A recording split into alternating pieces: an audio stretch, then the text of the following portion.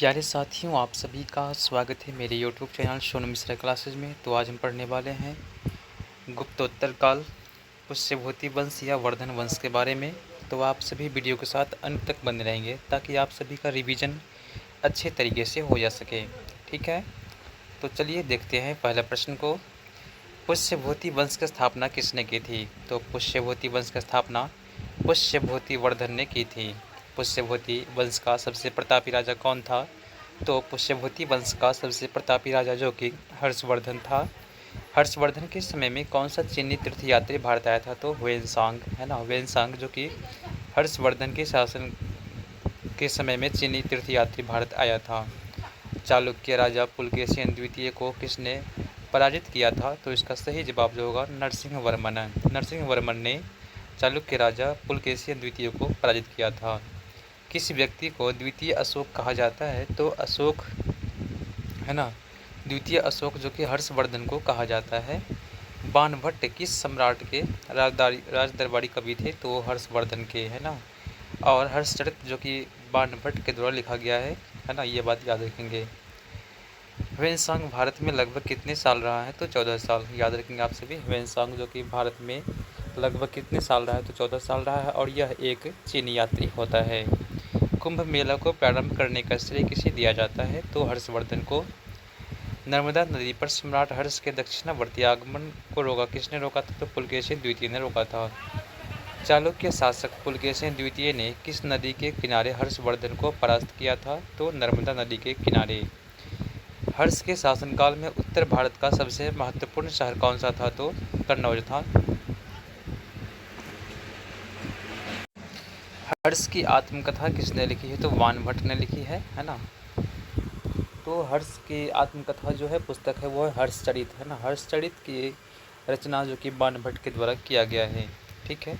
हर्षवर्धन अपनी धार्मिक सभा कहाँ किया करता था? तो प्रयाग में किया करता था। वर्धन वंश की राजधानी थानेश्वर किस प्रदेश में स्थित है? तो ये हरियाणा में स्थित है। हर्षवर्धन ने 606 ईस्वी में हर्ष संवत की स्थापना किस उपलक्ष्य में की थी? तो अपने राज्यारोहण के उपलक्ष्य में की थी स्थापना। अगला प्रश्न, ह्वेनसांग की भारत में यात्रा के समय सूती कपड़ों के उत्पादन के लिए सबसे प्रसिद्ध नगर कौन था? तो मथुरा था। कवि बाणभट्ट निवासी था कहाँ का? तो थानेश्वर का। नागानंद का रचनाकार कौन था? तो हर्षवर्धन, है ना। नागानंद का रचनाकार कौन थे? तो हर्षवर्धन थे। सम्राट हर्षवर्धन ने 2 महान धार्मिक सम्मेलनों का आयोजन किया था। कहाँ कहाँ? तो कन्नौज एवं प्रयाग में। नागानंद रत्नावली एवं प्रियदर्शिका नाटकों के नाटककार थे कौन? तो हर्षवर्धन। गुर्जरों को किस शासक ने पराजित किया था? तो हर्षवर्धन ने गुर्जरों को पराजित किया था। अगला प्रश्न आप सभी के बीच, आज भी भारत में ह्वेनसांग को याद करने का मुख्य कारण है क्या है? तो सीओकी की रचना, है ना।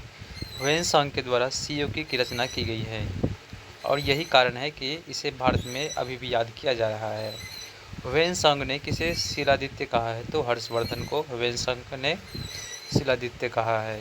गुप्त वंश के ह्रास के पश्चात उत्तर भारत में बड़े भाग का पुनर्गठन किसने किया था? तो हर्षवर्धन ने किया था। बंगाल का कौन सा शासक हर्ष का समकालीन था? तो शाशांक, है ना।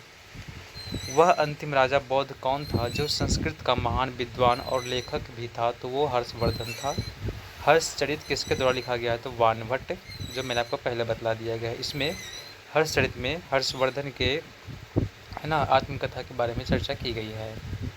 इसके बाद हम पढ़ेंगे एक चालुक्य अभिलेख के तिथि अंकन में शक संवत का वर्ष 556 दिया हुआ है। इसका तुल्य वर्ष क्या है? तो 634 ईस्वी है। नोट्स है, ध्यान देंगे। शक संवत का प्रचलन कुषाण वंशीय शासक कनिष्क ने 78 ईस्वी में किया था।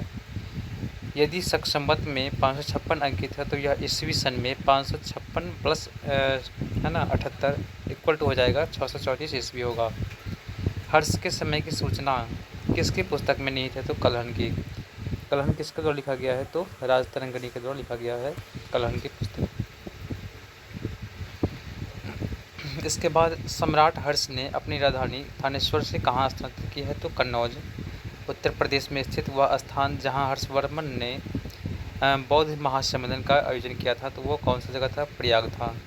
नर्मदा नदी पर सम्राट हर्ष के दक्षिणवर्ती आक्रमण को रोका था किसमें? तो पुलकेशिन द्वितीय ने रोका था। कौशेय शब्द का प्रयोग किया गया, कहा किसके लिए, तो रेशम के लिए। चीनी लेखक भारत का उल्लेख किस नाम से करते हैं, तो ये नतु। नालंदा विश्वविद्यालय का विनाश का कारण था मुसलमान। गुप्तोत्तर युग में प्रमुख व्यापारिक केंद्र था, तो कन्नौज। नालंदा विश्वविद्यालय का तहस नहस किसने किया था, तो बख्तियार खिलजी ने किया था। और नालंदा विश्वविद्यालय के संस्थापक जो कि कुमारगुप्त प्रथम है।